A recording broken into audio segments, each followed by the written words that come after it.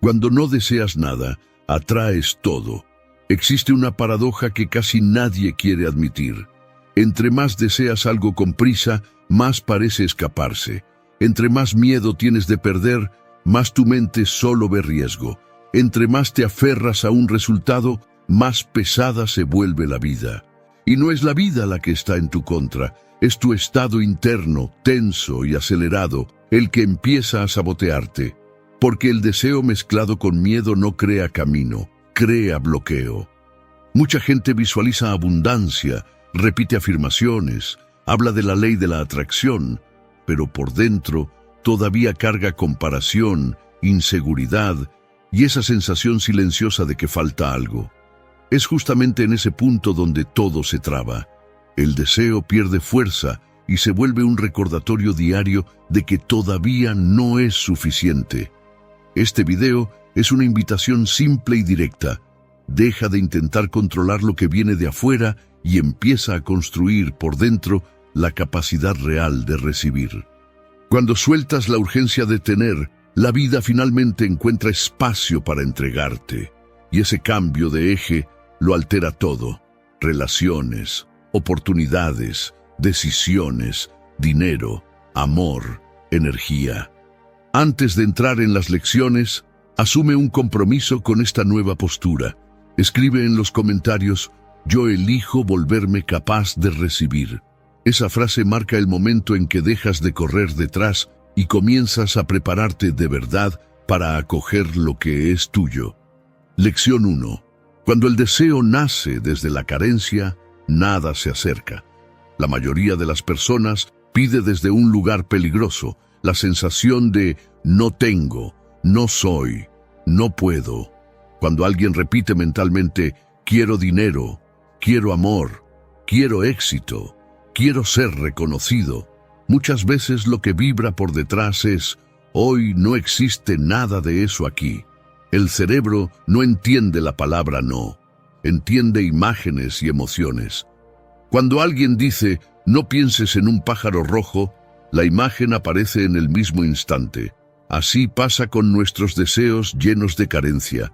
Entre más intentamos negar la falta, más la mente nos hace vivir dentro de ella. Cuando el pedido nace desde el miedo, lo que se manifiesta es más miedo.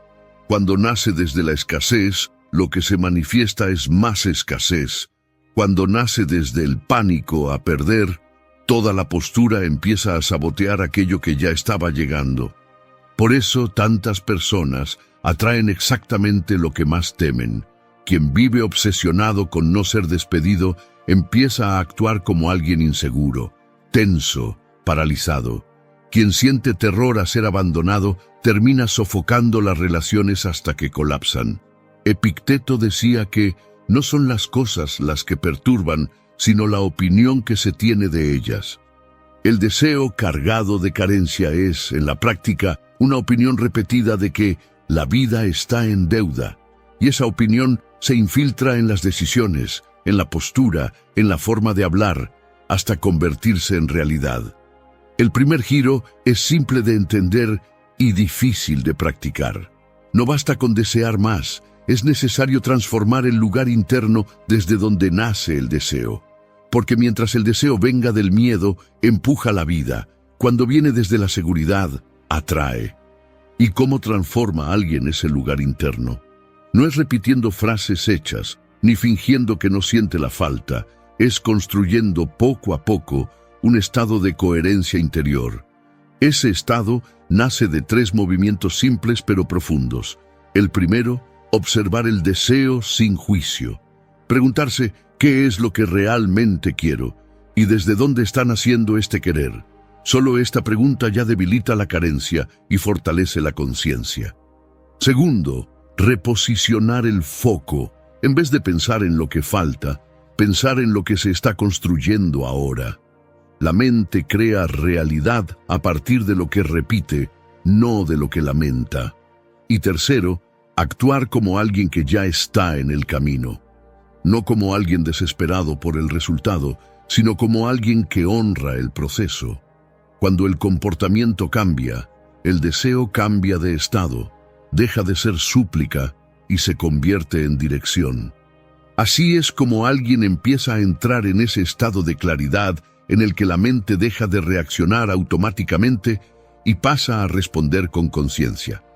En ese estado, el deseo ya no grita «lo necesito», se transforma en «me estoy volviendo capaz», y ese cambio lo altera todo. Por eso, antes de seguir con la siguiente lección, deja registrado un compromiso con esta nueva postura. Comenta: «Yo elijo desear desde la fuerza, no desde la carencia». Esa declaración no es solo una frase, es el primer ladrillo en la reconstrucción de tu estado interno. Lección 2. Tú no recibes lo que quieres, recibes lo que eres capaz de sostener. Por un instante, piensa en esta imagen. Cada persona es un recipiente, un vaso. Ese vaso representa la capacidad de sostener relaciones, dinero, responsabilidad, impacto, propósito. El problema no es soñar en grande. El problema es tener un vaso frágil pidiendo una carga que lo rompe. Por eso tanta gente sabotea su propio progreso. Cuando aparece un amor sano, la mente antigua sabotea. Cuando surge una oportunidad más grande, el problema es tener un vaso frágil pidiendo una carga que lo rompe. Por eso tanta gente sabotea su propio progreso. Cuando aparece un amor sano, la mente antigua sabotea. Cuando surge una oportunidad más grande, la identidad antigua la rechaza. Cuando el dinero empieza a aumentar, viejos hábitos lo expulsan. No es castigo, es incapacidad para sostener aquello que se decía querer. Las personas verdaderamente abundantes en cualquier área no viven solo pidiendo. Se ocupan de convertirse en recipientes más amplios y sólidos. Refinan carácter, desarrollan disciplina, aprenden a manejar frustraciones, enfrentan responsabilidades incómodas, aguantan los no sin desmoronarse. Séneca recordaba que la prosperidad revela el vicio tanto como la adversidad revela la virtud. Sin preparación interna, cualquier conquista se vuelve un peso. El enfoque, entonces, deja de ser cómo conseguir más y pasa a ser cómo convertirme en alguien que sabe recibir, cuidar y multiplicar aquello que pide. Cuando te vuelves capaz de recibir, la vida deja de sentirse como una prueba constante y pasa a convertirse en un campo de expansión. Pero esa capacidad no nace el día de la conquista, nace mucho antes, en los hábitos pequeños, en las decisiones invisibles, en la disciplina emocional que practicas cuando nadie te está viendo. Es el entrenamiento silencioso del carácter lo que fortalece el recipiente donde serán colocadas las bendiciones futuras. Porque no sirve pedir abundancia con una mente que solo conoce escasez. No sirve pedir relaciones verdaderas si tu manera de amar aún está herida. No sirve pedir oportunidades si el miedo a fallar todavía paraliza tus pasos. La vida no responde al pedido, responde a la estructura que lo sostiene. Y estar listo no es perfección, es presencia. Es poder mirarte y decir, sé dónde todavía necesito crecer, sé lo que aún necesito fortalecer, y aún así sigo adelante. Esa mezcla de humildad y firmeza crea el recipiente interno capaz de sostener aquello que deseas. La conquista sin preparación se vuelve caos. La conquista con madurez se vuelve legado. Entre más desarrollas esa estructura interior, emocional, mental y práctica, menos miedo sientes de perder, porque quien está preparado no se aferra, administra. Quien está maduro no desperdicia, transforma. Quien está entero no aplasta lo que recibe, lo hace florecer. Alan Watts decía, la única manera de darle sentido al cambio es sumergirse en él, moverse con él y participar en la danza. Y eso es exactamente lo que significa estar preparado. No es controlar lo que llega, es crecer junto a lo que llega, expandirte para encajar en el nuevo tamaño de tu propia vida. Te vuelves realmente capaz de recibir en el momento en que entiendes que no existe bendición, sin transformación. Aquello que deseas exige una versión tuya más consciente, más estable, más responsable, no para sufrir, sino para honrar lo que siempre pediste. Por eso, antes de seguir, deja que esta verdad se instale dentro de ti. El universo no entrega lo que pides, entrega lo que puedes sostener sin romperte. Y aquí es donde la lección se vuelve innegable. Recibir no es un evento, es un estado interno, y estás construyendo el tuyo ahora. Lección 3. El cuerpo quiere placer inmediato, el alma quiere propósito. Dentro de cada persona existe una batalla silenciosa. De un lado, el cuerpo, el impulso, la búsqueda de comodidad, dopamina rápida, fuga del dolor. Del otro lado, el alma, el deseo de sentido, contribución, crecimiento, justicia. El cuerpo quiere gratificación ahora, una roladita más en el feed, un dulce más, un atajo más. El alma quiere algo que dure, un trabajo significativo, un proyecto que sirva a otras personas, una relación con verdad. Mientras el cuerpo pide atajos, el alma pide sacrificio, no un sacrificio de sufrimiento vacío, sino el sacrificio del placer inmediato en nombre de un bien mayor. Eso significa estudiar cuando sería más fácil distraerse, significa mantener la ética cuando sería más rentable hacer trampa, significa seguir entrenando cuando nadie está aplaudiendo. Viktor Frankl, que atravesó campos de concentración, decía que el ser humano soporta casi cualquier cómo cuando encuentra un porqué. Cuando el propósito se vuelve claro, el cansancio no desaparece, pero encuentra dirección. La verdadera ley de la atracción no responde solo a imágenes bonitas en la mente, responde al tipo de ser humano en el que alguien se está convirtiendo. Entre más la vida se organiza alrededor del propósito, menos necesita mendigar migajas de placer para sobrevivir el día. El placer deja de ser anestesia y se vuelve consecuencia. Piénsalo así. El cuerpo quiere alivio, el alma quiere expansión. Y cada vez que eliges expansión en lugar del alivio fácil, algo dentro de ti se alinea, crece, despierta. Es en ese instante cuando la vida empieza a confiar en ti, no porque hayas pedido, sino porque te convertiste en alguien capaz de recibir. La transición comienza cuando dejas de preguntar ¿cómo puedo aguantar un día más? Y empiezas a preguntar ¿cómo puedo convertirme en alguien que disfruta lo que está construyendo? Porque existe una diferencia enorme entre vivir aguantando y vivir significando. El cuerpo sobrevive, el alma florece. Mira dentro de ti y pregúntate con honestidad, ¿qué me ha estado intentando mostrar mi alma desde hace tanto tiempo, que mi cuerpo sigue intentando callar? Tal vez hoy no sepas escuchar, pero el silencio que evitas es exactamente el lugar donde la respuesta está escondida. Lección 4. Aprende a desear. Muchas tradiciones espirituales fueron mal interpretadas y con el tiempo el deseo empezó a verse como algo sucio, prohibido, egoísta por naturaleza. Esa distorsión creó personas que intentan matar el deseo en vez de educarlo. El problema no es desear mucho, el problema es desear demasiado poco, solo para beneficio propio.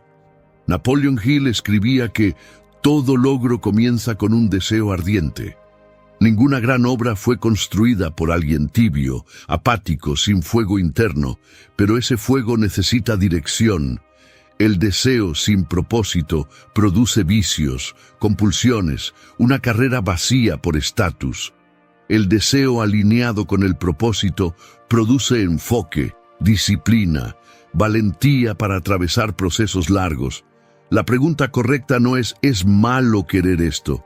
La pregunta correcta es ¿este deseo me acerca o me aleja del propósito de ser útil, íntegro y pleno?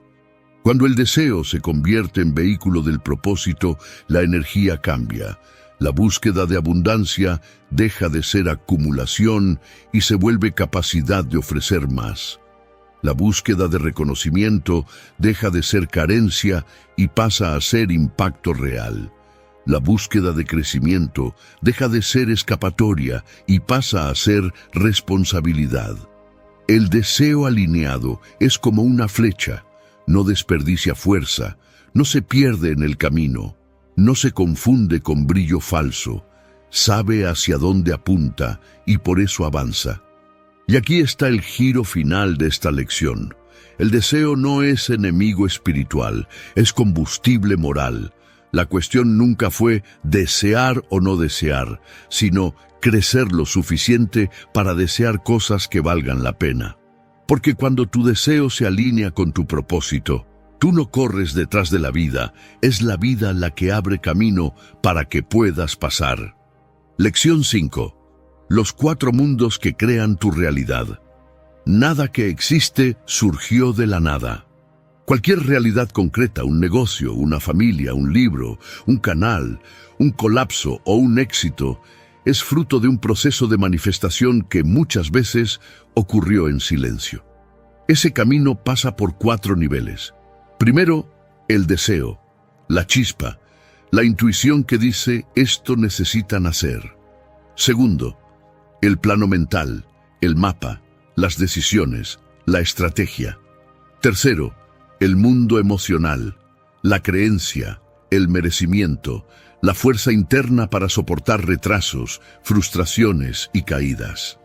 Y cuarto, la acción física, el trabajo, las pruebas, el esfuerzo repetido hasta que algo finalmente florece. Quien se pierde siempre es por desequilibrio, o desea sin actuar, o actúa sin pensar, o piensa sin sentir que es capaz, o siente demasiado, pero nunca organiza un plan. La manifestación consciente integra los 4 mundos, un deseo claro, un plan lúcido, emociones maduras y acciones persistentes, incluso sin garantía.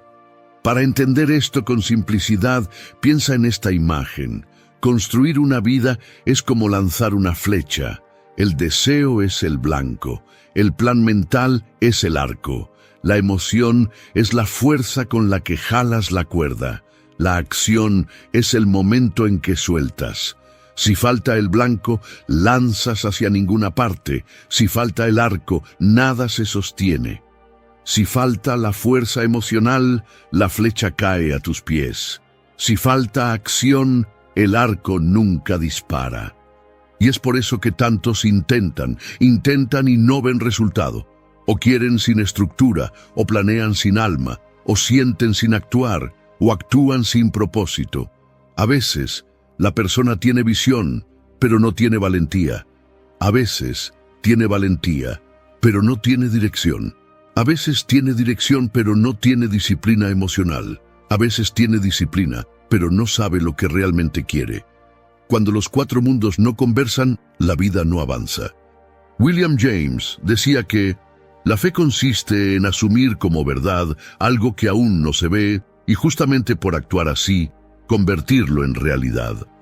La fe aquí no es rezar, es integrar, es pensar como quien desea, sentir como quien cree, actuar como quien construye. Porque quien entiende estos 4 mundos deja de culpar al destino y empieza a ajustar el proceso. Cuando alineas querer, pensar, sentir y actuar, el mundo externo deja de ser enemigo y pasa a ser consecuencia. La persona que trabaja en estos 4 mundos no se pregunta si va a ocurrir, sabe que tarde o temprano alguna forma de resultado emerge, porque la vida siempre responde a lo que es coherente. No es magia, es madurez. No es suerte, es alineación interna. Lección 6. ¿Cómo acceder al camino de la abundancia? La abundancia no es solo dinero, es estabilidad emocional, claridad mental, fuerza de carácter. Y para sostener todo eso, 3 fuerzas necesitan trabajar juntas, como un trípode que nunca se rompe. Consistencia. Hacer un poco todos los días, incluso sin aplausos, incluso sin resultado inmediato. Coherencia. Alinear pensamiento, palabra y acción. vivir lo que dices, sostener lo que prometes. Certeza, mantener la visión encendida incluso cuando el mundo externo parece caminar en la dirección opuesta. Cuando una de estas patas falla, toda la vida se vuelve inestable. Y la historia de Abraham Lincoln muestra eso con una claridad brutal.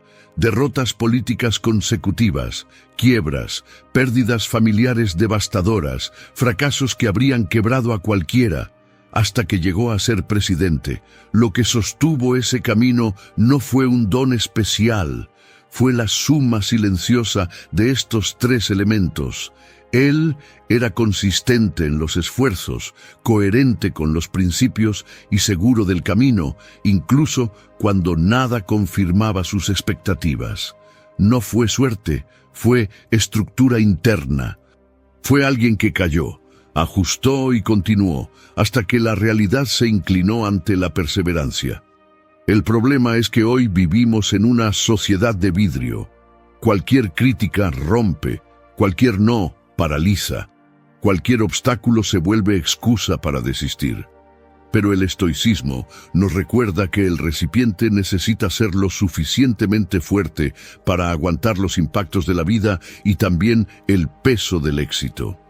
Porque mucha gente cree que no logra ganar por falta de oportunidad, cuando en realidad falta preparación para sostener lo que la victoria exige. Cada vez que alguien piensa algo y no lo hace, promete y no cumple, dice que va a cambiar y vuelve al patrón antiguo, alimenta el caos interno y debilita su propio recipiente. Es como agrietar un vaso por dentro. Puede parecer entero, pero no soporta el peso de lo que llega. La coherencia es una forma de magia.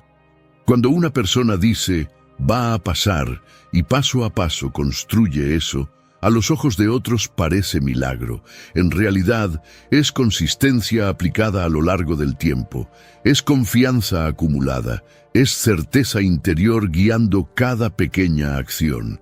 Y aquí está el punto que casi nadie nota. La certeza no nace de un gran momento, nace de decenas de pequeños momentos en los que eliges no rendirte.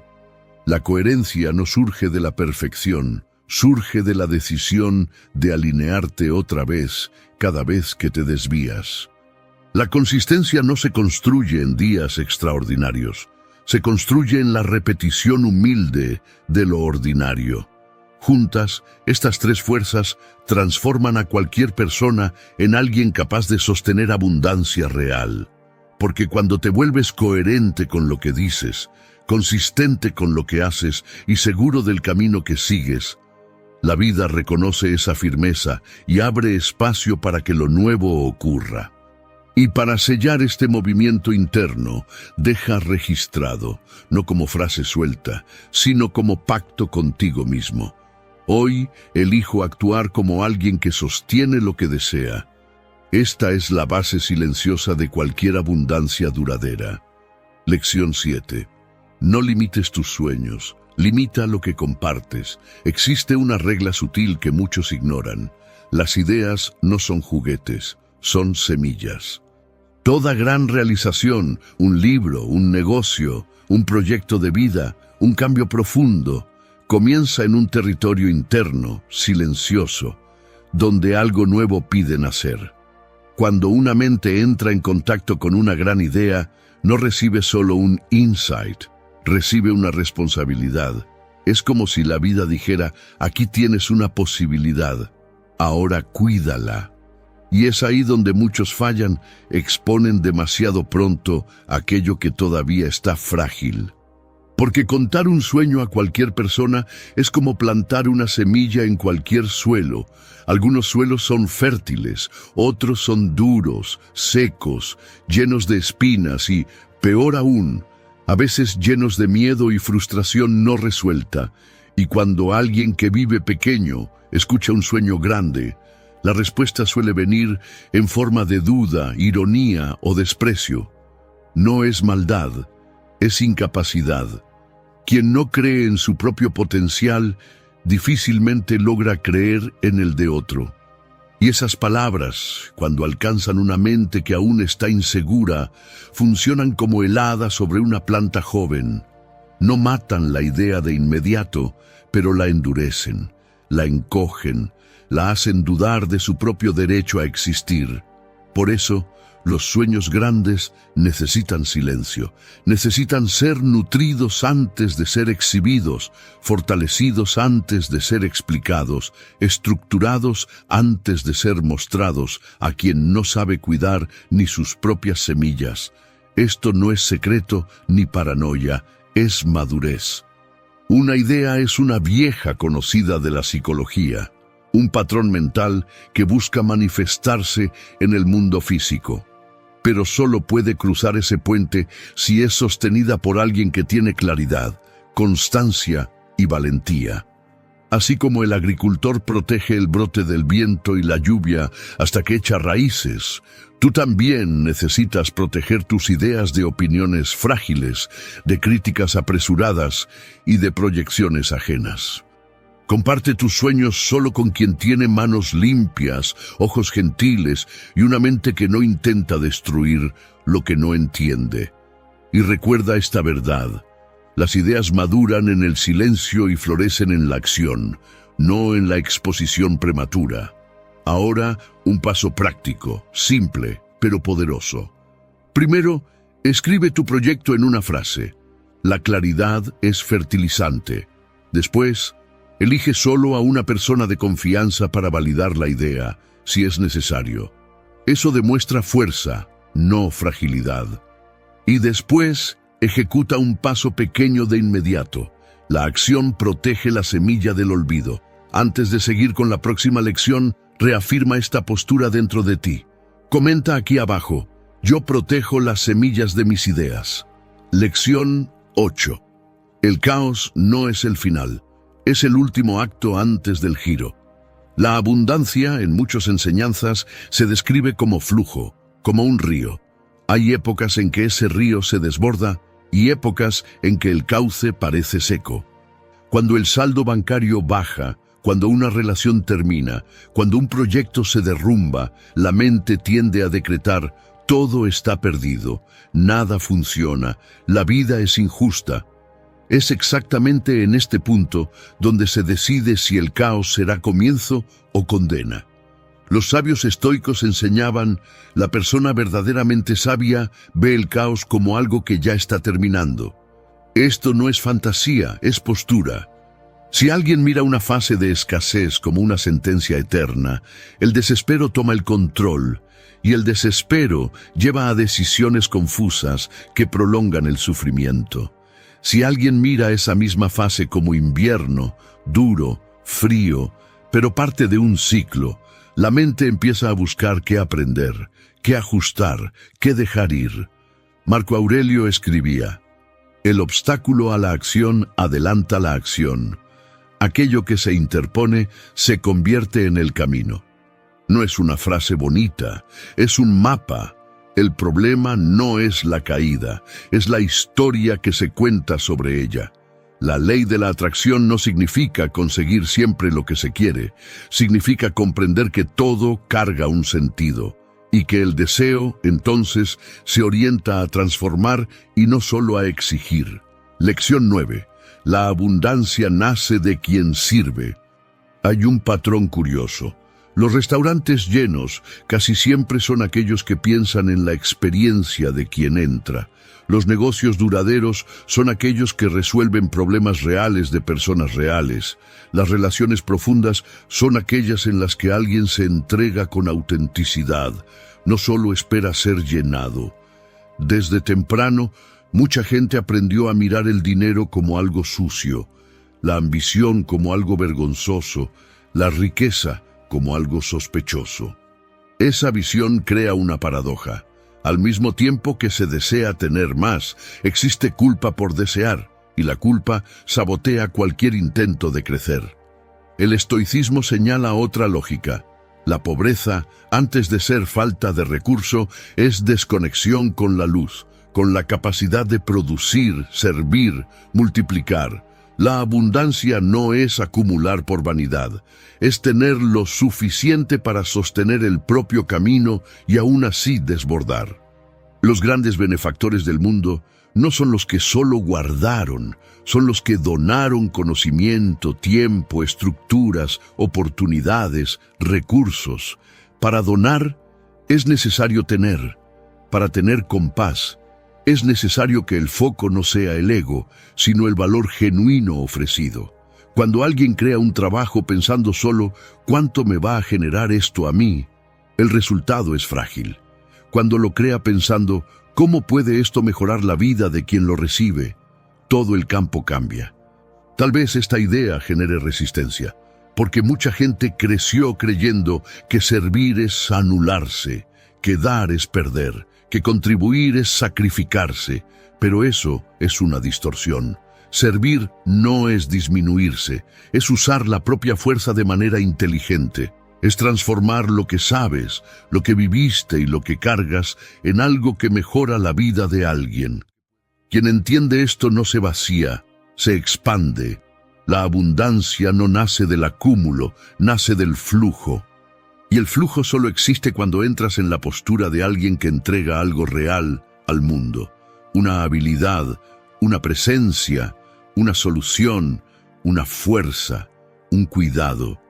Por eso, antes de esperar que la vida te recompense, pregúntate, ¿qué puedo ofrecer hoy con lo que tengo ahora? Esa pregunta cambia la energía, cambia la postura, cambia el destino. Porque cuando sirves con conciencia, dejas de ser mendigo y te conviertes en fuente. Y todo lo que es fuente nunca se seca, crece. Dejas de relacionarte con el mundo como consumidor y pasas a relacionarte como creador. Los creadores no viven en escasez. Los creadores no esperan a que las puertas se abran. Ellos construyen caminos. Y todo lo que se construye a partir de valor genuino encuentra inevitablemente retorno. Todo lo que alimentas crece. Todo lo que ofreces regresa en otra forma. Todo lo que esparces, tarde o temprano, vuelve como dirección, oportunidad o fuerza. Por eso, finaliza esta lección asumiendo una postura interna nueva, no de quien espera, sino de quien contribuye. Escribe en los comentarios, hoy elijo servir con lo que ya tengo. Esta frase no marca solo el fin del tema, marca el inicio de un nuevo movimiento dentro de ti. El movimiento de quien entendió que la verdadera abundancia comienza en el instante en que se vuelve útil para el mundo. Lección 10. Cuando sueltas, todo llega. La ley de la atracción no funciona como un catálogo de pedidos, sino como un reflejo de lo que sientes por dentro. En el mundo físico, los opuestos se atraen. Dentro de nosotros, los semejantes llaman a los semejantes. Cuando alguien vive atrapado en la sensación de carencia, termina atrayendo situaciones que confirman esa escasez. Y quien repite mentalmente, nadie me entiende, nada funciona para mí, las cosas nunca mejoran, empieza a ver solo pruebas de eso, incluso cuando la vida ofrece caminos diferentes. Pero algo cambia cuando la persona deja de desear desde la carencia y empieza a actuar desde lo que ya es posible hoy. Algo cambia de eje. El amor deja de ser implorado y empieza a crecer en relaciones recíprocas. El dinero deja de ser una carrera desesperada y se vuelve resultado de proyectos bien hechos.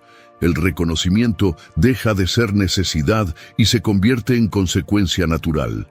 Viktor Frankl decía que el éxito y la felicidad no llegan para quien corre detrás de ellos, sino para quien vive con sentido. Con la abundancia pasa lo mismo. Entre más intentas atraer, menos atraes. Entre más trabajas para convertirte en alguien consistente, presente y valioso, más la vida se organiza a tu alrededor. Imagina una ventana en la noche.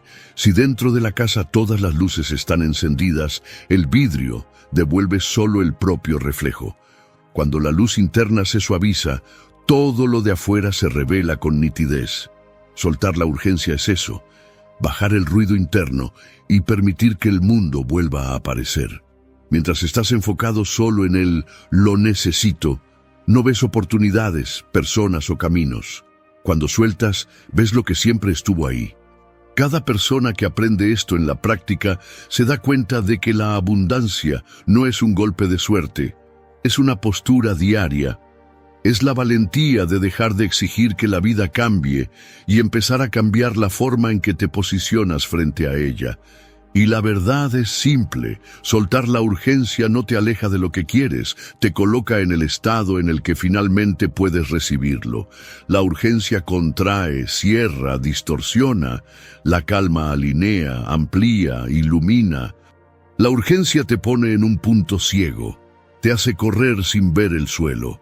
La calma te devuelve la visión. La urgencia te hace perseguir. La calma te permite elegir. Lo que es realmente tuyo no necesita ser agarrado a la fuerza. Necesita que estés disponible, atento y entero para recibirlo cuando llegue. Por eso, registra este giro dentro de ti. Escribe en los comentarios: yo suelto la urgencia y elijo la coherencia. No porque sea una frase bonita, sino porque marca el momento en que dejas de intentar forzar el camino y decides caminar con él. ¿Quieres vivir tu mejor versión? ¿Quieres dejar de buscar lo que falta y empezar a poner en práctica todo lo que ya sabes? Cuando tu autocontrol se vuelve mayor que tus miedos, algo cambia de verdad. Tus emociones dejan de gobernarte, dejan de sabotearte y comienzan a trabajar a tu favor. La mente deja de ser enemiga y empieza a construir paso a paso, decisión tras decisión, una vida alineada con tu capacidad interna. Este es el momento en el que dejas de reaccionar y empiezas a tomar el control. Es como atravesar una puerta y darte cuenta de que tus limitaciones, tus microsabotajes y tus viejos patrones quedaron del otro lado. No porque hayan desaparecido, sino porque ahora ya no respondes a ellos de la misma manera. Piensa en la última vez en que algo cambió de verdad en tu vida. No un intento entusiasmado que duró pocos días, sino un cambio real, de esos que reorganizan todo por dentro y te colocan en otra línea de acción. Si llegaste a este video ahora, no es por casualidad, es porque algo en ti ya entendió que no basta con sentir, reflexionar o desear. Es necesario aprender a actuar de forma diferente. Este no es un llamado a repetir el pasado. Es una invitación a ordenar lo que ya despertó en ti y transformarlo en práctica. Presta atención a lo que viene a continuación. 1. Suelta lo que vienes escondiendo. Algunos sentimientos se quedan dentro de nosotros. Guardamos emociones en lo más íntimo. Una vez que sufrimos rechazo, una necesidad que fue ignorada y tratada como una exageración. Un sentimiento que fingiste que no importaba para no perder a alguien, un lugar, una oportunidad. Eso no desaparece solo porque seguiste adelante. Eso se queda, se acumula, se aloja. Seguir adelante no significa que esté resuelto. Significa solo que aprendiste a funcionar cargando. Algunas cosas permanecen en ti y mientras permanecen, siguen actuando. Entran en tus decisiones, en tus relaciones, en la forma en que confías, en la manera en que reaccionas cuando algo amenaza con salirse de control. El inconsciente no olvida lo que fue empujado hacia adentro. Revive, repite, se infiltra y decide por ti sin pedir permiso. Puedes incluso ordenarlo de afuera, donar ropa, arreglar cajones, cambiar de rutina. Pero la verdadera ligereza no nace afuera. Empieza cuando te vuelves capaz de soltar lo que quedó atrapado por dentro. Y soltar no es renunciar a tu historia, no es negar que dolió, no es fingir que no tuvo impacto. Soltar es reconocer que eso ya cumplió el papel que tenía que cumplir. Te enseñó límites, te dio percepción, te obligó a madurar. Pero si sigues cargándolo, deja de ser aprendizaje y se convierte en prisión. El apego emocional crea fronteras silenciosas. Define hasta dónde te permites llegar, cuánto te entregas, cuánto te proteges, cuánto confías. Es como tener un cuarto cerrado con llave dentro de ti. La vida sigue, trabajas, te relacionas, funcionas, pero ese espacio cerrado sigue ocupando lugar, acumulando peso, robando aire, y con el tiempo te acostumbras a vivir apretado, como si eso fuera normal. Soltar es desbloquear esa puerta, no para borrar lo que pasó, sino para dejar de vivir prisionero de eso. Cuando los estoicos hablaban de libertad interior, no hablaban de controlar el mundo. Hablaban de esa capacidad rara y poderosa de no ser gobernado por lo que ya pasó, de no permitir que dolores antiguos sigan decidiendo tu forma de vivir hoy. La práctica de hoy es simple, pero exige coraje. Elige un sentimiento que vienes escondiendo, rencor, culpa, rabia o tristeza, y escribe sobre él. No para justificar, no para acusar, no para castigarte. Escribe para reconocer, para ponerle nombre, para admitir el impacto, y luego dite a ti mismo con claridad: esto existió, esto me marcó, pero ya no me va a definir. Y si este primer paso habló directamente contigo, escribe en los comentarios: hoy elijo soltar lo que escondí, porque mientras cargas lo que ya pasó, tu vida avanza pesada, pero cuando sueltas, algo cambia por dentro, y es ahí donde el orden empieza de verdad. 2. No te endurezcas con la vida. La vida te va a presentar personas difíciles, situaciones difíciles, emociones difíciles. Eso es inevitable. Pero hay algo que necesitas entender con claridad. La mayoría de las veces no es sobre ti.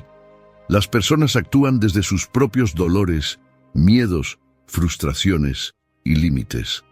Y cuando interpretas cada actitud como un ataque personal, no te proteges, te cierras. Epicteto fue directo cuando dijo: no son las cosas las que nos perturban, sino la opinión que tenemos sobre ellas. El impacto no nace de lo que sucede, nace de la historia que te cuentas sobre lo que sucedió. Cuando decides que el comportamiento del otro fue hecho para herirte, para disminuirte, para provocarte, algo cambia por dentro. Te endureces, creas defensas, levantas muros, y poco a poco empiezas a reaccionar a la vida como si estuvieras siempre bajo ataque. Existe un tipo de flor que, cada vez que recibe un toque brusco, se cierra de inmediato. No porque sea débil, sino porque aprendió que cerrarse es la única forma de protegerse.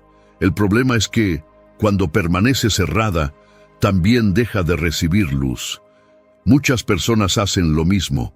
Cada frustración se vuelve armadura. Cada decepción se vuelve rigidez. Cada crítica se vuelve un motivo más para cerrarse. Y sin darse cuenta, dejan de sentir, de confiar, de moverse con ligereza. No endurecerse con la vida no significa ser ingenuo.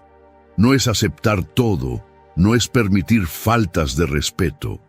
Es aprender a no convertir el dolor en identidad. Es responder con conciencia, no con contracción. Cuando te cierras demasiado, no es solo lo que duele lo que queda afuera. Lo que nutre tampoco entra. Los estoicos no enseñaban frialdad emocional, enseñaban firmeza interna con flexibilidad externa, la capacidad de absorber el impacto sin perder la forma, como el agua que se adapta sin romperse. La práctica de hoy es simple, pero exige madurez. Cuando algo te toque, antes de reaccionar, pregúntate: ¿esto es realmente sobre mí o es sobre el otro? Esa pausa lo cambia todo. Impide que te endurezcas, devuelve espacio interno.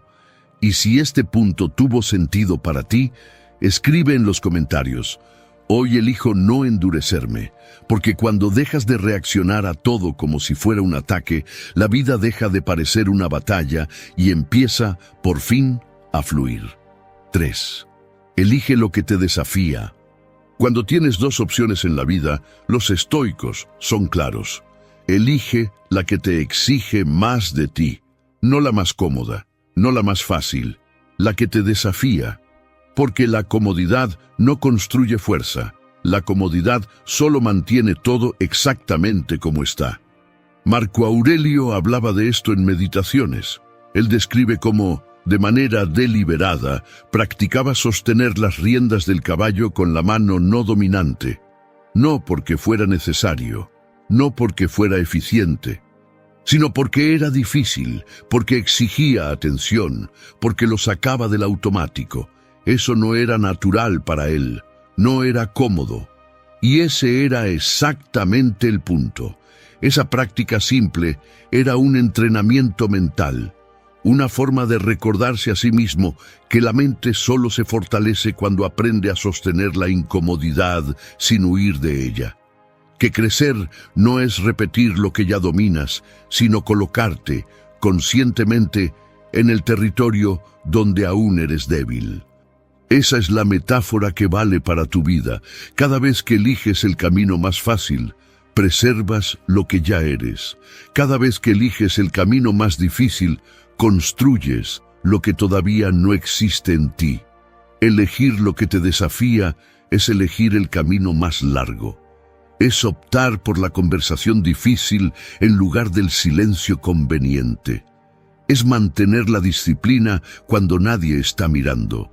Es hacerlo de una manera que todavía no es natural, sabiendo que, con el tiempo, eso se convierte en fuerza.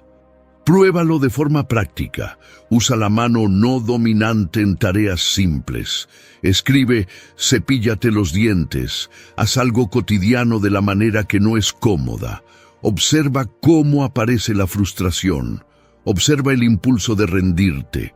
Y observa sobre todo cómo mejoras cuando no huyes. Este pequeño entrenamiento enseña algo profundo. No estás gobernado por el hábito. Eres capaz de aprender, adaptarte y crecer. Cada vez que evitas la incomodidad, te mantienes del mismo tamaño. Cada vez que la enfrentas, te expandes. Por eso la elección es simple, pero exige valentía. Deja de elegir lo fácil solo porque es familiar. Elige lo que te desafía. Ahí es donde se forma la fuerza. Y si esta idea tuvo sentido para ti, escribe en los comentarios: hoy elijo lo que me desafía, porque es en la incomodidad consciente donde tu mejor versión empieza a tomar forma. 4. Deja de meterte en la vida de los demás. Existe un desperdicio silencioso de energía que mucha gente ha normalizado. Vivir demasiado atento a la vida de los otros. Juzgar decisiones, criticar elecciones, intentar corregir caminos que no son los tuyos. Y cuanto más haces eso, menos tiempo te queda para mirar tu propio desorden. Marco Aurelio ya advertía sobre esto en Meditaciones. Él decía que los errores deben quedarse con quien los comete, porque cada persona está en su propio camino, lidiando con el nivel de conciencia que tiene en ese momento. Forzar a alguien a ver el mundo desde tus ojos no es sabiduría, es vanidad disfrazada. Ya tienes suficiente en qué concentrarte, tus pensamientos, tus reacciones, tus elecciones, tus fallas. Antes de intentar ajustar la vida ajena, hay todo un trabajo ocurriendo dentro de ti que todavía necesita atención. Mientras observas, comentas y te irritas con el comportamiento de los demás, algo pasa desapercibido. Tu propia vida queda en segundo plano. Tu enfoque se dispersa, tu energía se diluye y lo que debería usarse para crecer se convierte en ruido. Los estoicos eran claros en este punto. Solo gobiernas una cosa, a ti mismo. Todo lo que está fuera de eso no merece tu desgaste emocional. Si alguien se equivoca, aprende. Si insiste, paga el precio. Ese proceso no te corresponde corregirlo. Aquí existe una ilusión peligrosa, la de creer que involucrarte en los errores de los demás es señal de lucidez, cuando muchas veces es solo una forma de huir. Es más fácil señalar que mirar hacia adentro, más cómodo corregir que corregirse. Marco Aurelio era directo. Si todavía no eres impecable en lo que depende de ti, entonces no hay ninguna razón para entrometerte en la vida ajena. La verdadera autoridad nace del ejemplo silencioso, no de la interferencia constante. La práctica de hoy es simple y es incómoda. Cada vez que sientas ganas de opinar, juzgar o corregir a alguien, detente y pregúntate, ¿qué en mi propia vida estoy evitando mirar ahora? Usa esa respuesta como dirección. Trabaja en tu propia claridad, en tu propia disciplina, en tu propia mejora, porque cuando te ocupas de lo tuyo con seriedad, el mundo alrededor deja de ser distracción y se convierte en consecuencia. Y si esto tuvo sentido para ti, escribe en los comentarios, yo me ocupo de lo mío, porque cuanto menos te metes en la vida de los demás, más espacio creas para ordenar la tuya. 5. Empieza a hablar menos. No te das cuenta, pero una parte enorme de tu desgaste viene de cuánto hablas, de cuánto explicas, de cuánto te justificas, de cuánto intentas ser entendido todo el tiempo. Los estoicos sabían esto. Zenón, el fundador del estoicismo, decía que la naturaleza nos dio 2 oídos y una sola boca por una razón. No es casualidad, es una advertencia. Cuanto más hablas sin necesidad, menos escuchas. Y cuando no escuchas, pierdes percepción, pierdes claridad, pierdes fuerza. Cuando hablas demasiado, no estás presente, no estás observando, no estás entendiendo el entorno, estás demasiado ocupado tratando de sacar algo hacia afuera. Y aquí está el punto que casi nadie acepta. Muchas veces, hablar no es comunicación, es ansiedad intentando aliviarse. Hablas para defenderte antes de ser atacado. Hablas para justificar decisiones que ni siquiera han sido cuestionadas. Hablas para llenar silencios que, en realidad, podrían enseñarte algo. Mientras tanto, dejas de escuchar señales, intenciones, límites, oportunidades. Quien habla demasiado revela más de lo que debería, expone inseguridad, muestra fragilidad, pierde autoridad sin darse cuenta. El silencio, en cambio, concentra poder, crea espacio, obliga al otro a mostrarse. Te da tiempo para observar, interpretar y elegir mejor tus palabras si es que necesitan ser dichas. Marco Aurelio escribía que debemos hablar solo cuando sea necesario y útil. No cuando estamos dominados por la emoción, no cuando queremos probar algo, no cuando estamos reaccionando. Y hay algo todavía más profundo en esto. Cuando reduces el ruido externo de tu propia voz, empiezas a escuchar mejor lo que ocurre dentro. Los pensamientos se vuelven más claros, las emociones desaceleran, la mente deja de correr detrás de la validación y empieza a recuperar el control. Hablar menos no solo cambia la forma en que los demás te ven, cambia la forma en que te gobiernas. Empiezas a responder en lugar de reaccionar, a elegir en lugar de explicarte, a sostener el silencio sin incomodidad, y eso es una señal clara de madurez emocional.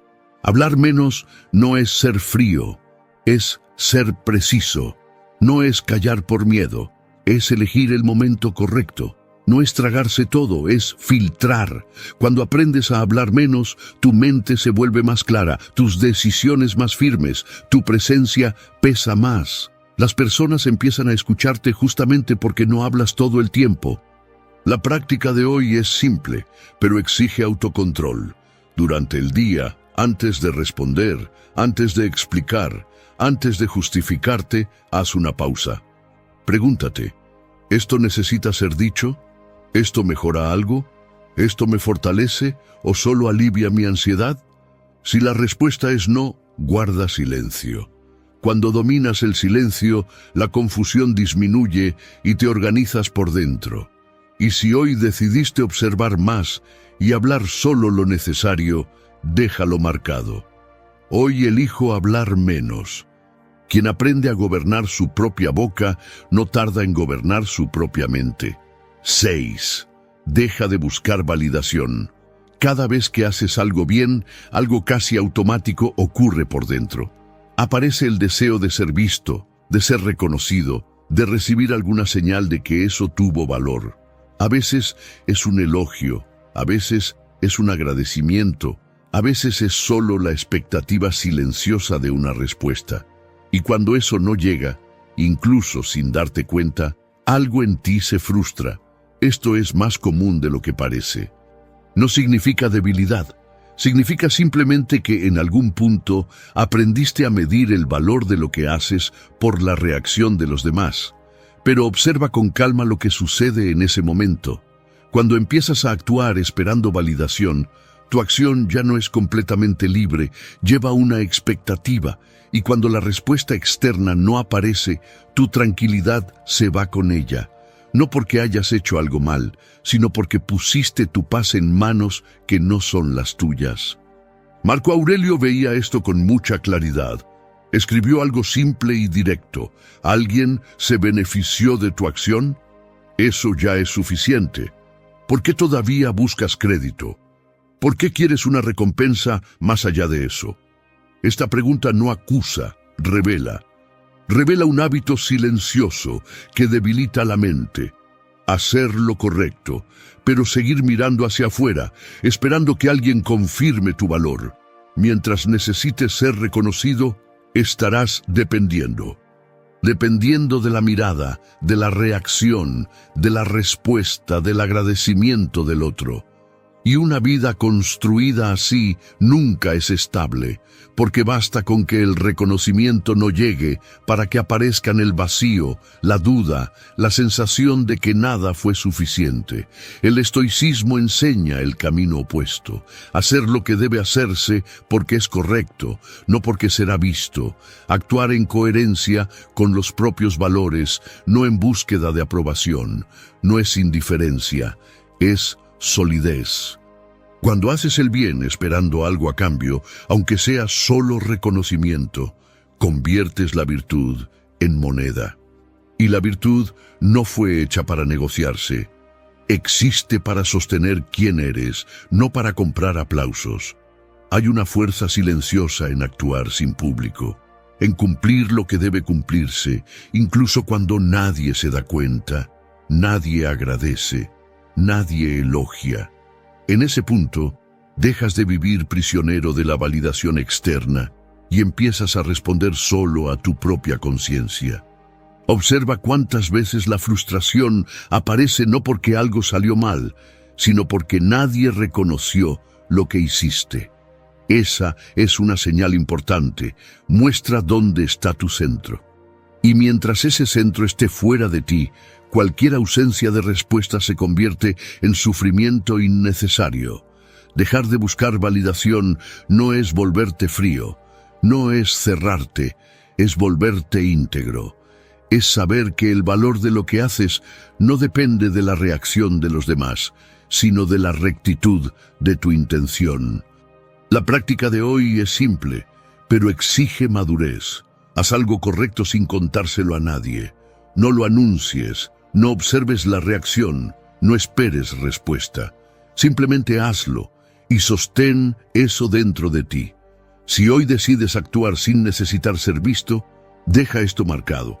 Hoy actúo sin necesitar ser validado, porque cuando dejas de buscar reconocimiento, algo cambia profundamente. Dejas de vivir para ser visto y empiezas, finalmente, a vivir en paz con quien eres. 7. Practica la templanza. En algún momento, todos nosotros cruzamos el límite.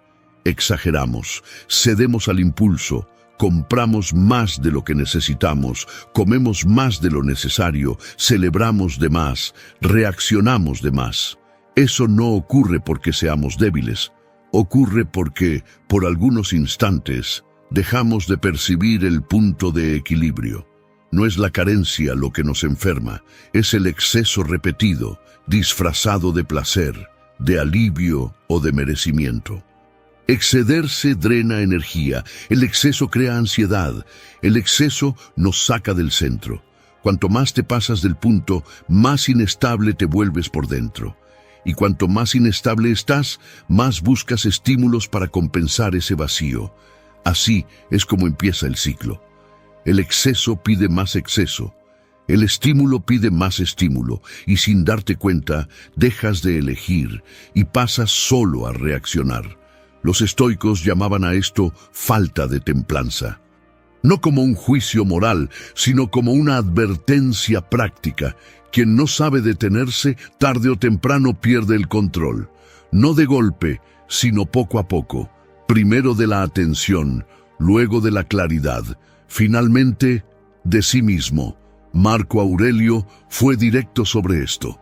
Decía que no se debe dejar que la mente sea aplastada por la vida como un todo, no cargar todo al mismo tiempo, no dramatizar el conjunto, mantenerse firme en la situación presente, hacer solo lo que está a la mano.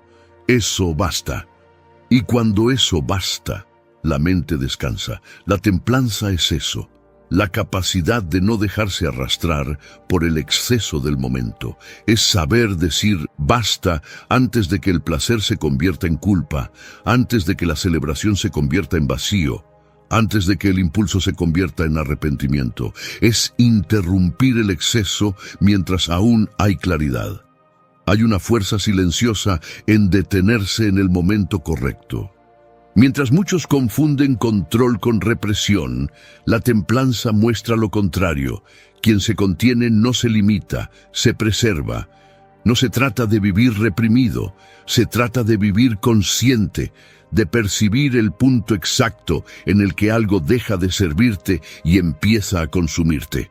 Ese punto es sutil, pero cuando aprendes a sentirlo, ya no te pierdes con facilidad.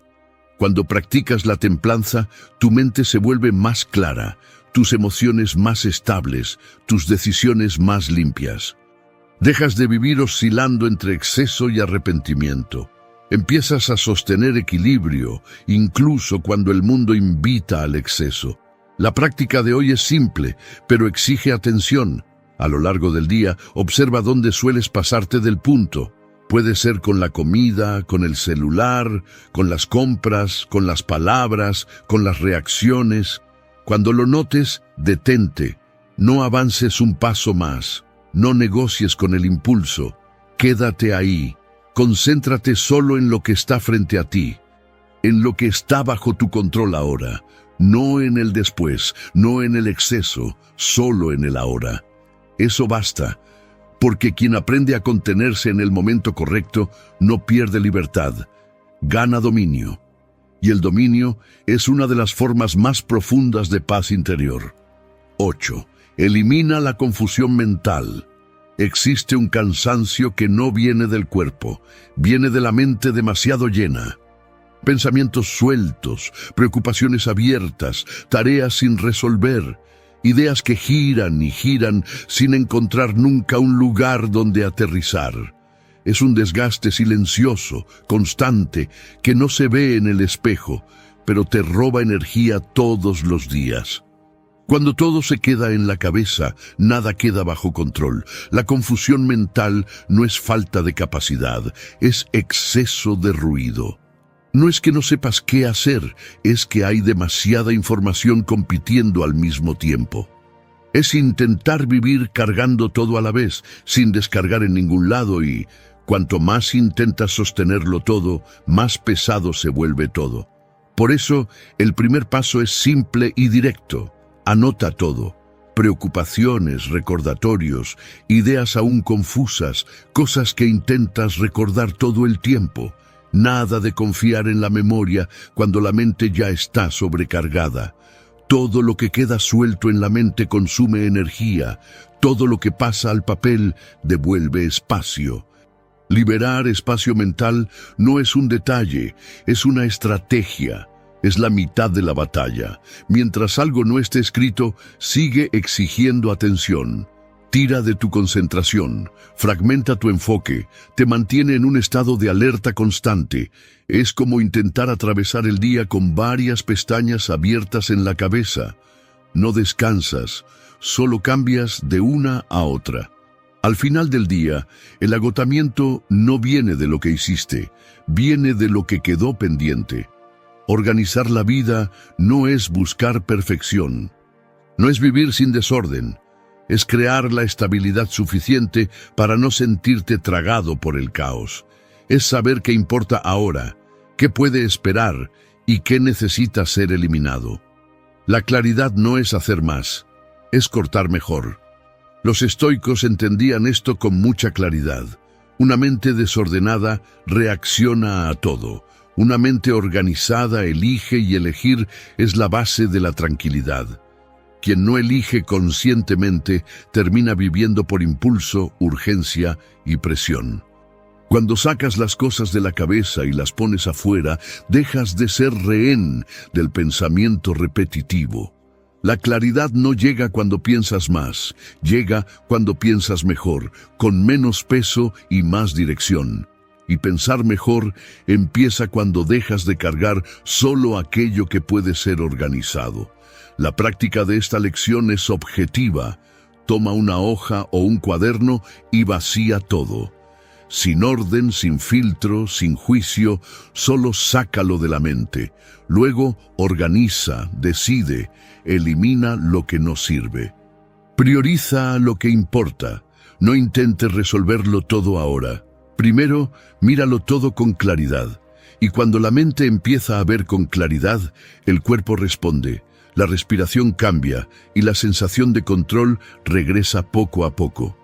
Cuando la mente se organiza, el ruido disminuye, la energía vuelve y dejas de solo sobrevivir a los días para volver a conducirlos con firmeza. 9. Desarrolla hábitos saludables. Es imposible poner la vida en orden cuando vives sin energía.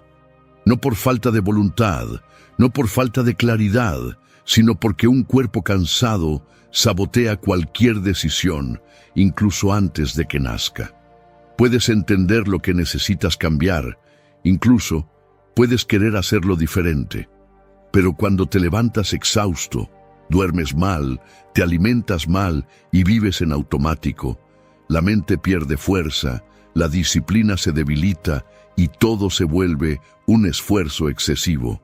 No es pereza, es desgaste, y el desgaste constante roba la capacidad de elegir bien. Los hábitos no son detalles, ellos deciden cuánto logras sostener aquello que quieres construir. No aparecen solo en el resultado final, aparecen todos los días, en el nivel de energía con el que despiertas y en la claridad con la que enfrentas lo que debe hacerse. Los estoicos no separaban mente y cuerpo. Para ellos, un cuerpo descuidado debilita el espíritu, y una mente frágil nace casi siempre de un cuerpo abandonado. No existe claridad duradera en un cuerpo constantemente agotado. No existe autocontrol cuando el cuerpo vive en estado de supervivencia. Mira con honestidad tu rutina, cómo duermes, cómo te alimentas, cuánto te mueves o cómo comienzas y terminas tus días. Esto no es secundario, esto es la base. La forma en que cuidas tu cuerpo hoy determina el tipo de mente que tendrás mañana. Cuando creas hábitos saludables, algo cambia de manera silenciosa. La mente se vuelve más estable, las emociones pierden el exceso, las decisiones se vuelven más claras. Dejas de vivir reaccionando y empiezas a sostener elecciones, dejas de apagar incendios internos y comienzas a construir consistencia. No se trata de perfección, no se trata de radicalismo, se trata de coherencia. Un cuerpo cuidado sostiene una mente firme sostiene una vida organizada. La coherencia es hacer lo básico bien hecho todos los días, incluso cuando nadie está mirando. Y aquí está el punto más importante: nadie construye orden interior viviendo en un desgaste físico constante. No gobiernas tu vida cuando estás demasiado cansado para decidir. Quien vive exhausto no elige, solo reacciona. Hoy, elige un hábito simple que le devuelva energía a tu cuerpo. Dormir mejor, caminar todos los días, tomar más agua, reducir excesos, moverte. No elijas varios, elige uno y cúmplelo. La disciplina no comienza con grandes cambios, comienza con una constancia pequeña. Porque cada hábito saludable es un voto silencioso a favor de la vida que quieres vivir. Y sin energía no existe orden, existe solo supervivencia. Gracias por haber llegado hasta aquí. Si este vídeo te ayudó a ver las cosas desde otro ángulo, te invito a suscribirte al canal. Aquí seguimos juntos reflexionando, creciendo y construyendo fuerza interior.